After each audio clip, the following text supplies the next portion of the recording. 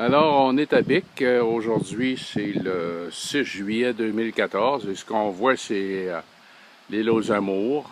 On est dans la petite anse juste au nord de l'anse à Doucet.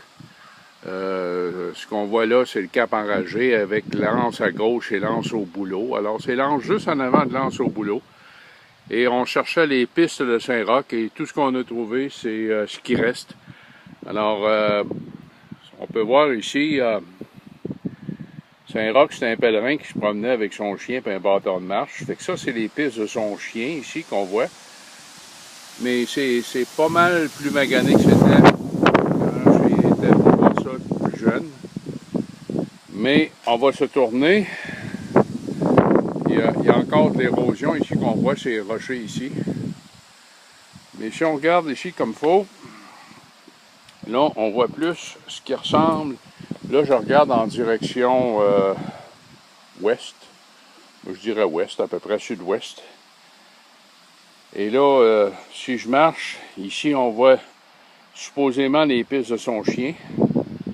Et on voit ses pas. Naturellement, c'est un phénomène d'érosion. Là, ça n'a rien à voir. Il n'y a personne qui a marché ici, qui a creusé dans la roche de même. Là.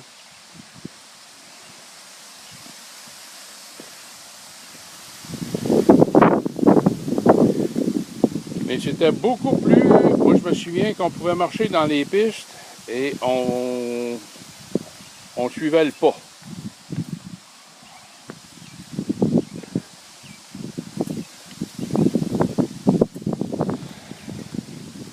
Fait que là, on voit que ça continue par là-bas. Mais c'est détruit, c'est brisé.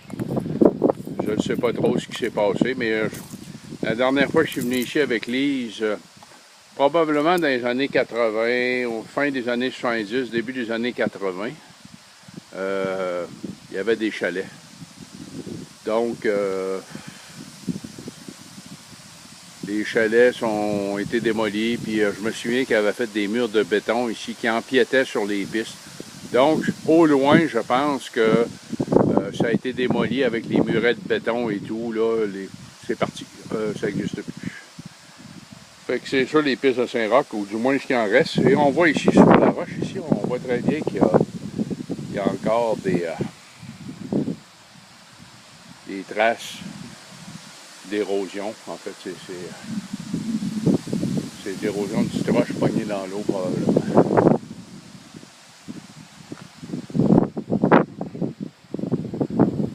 Alors, c'est ça. On est de retour à l'île aux Amours.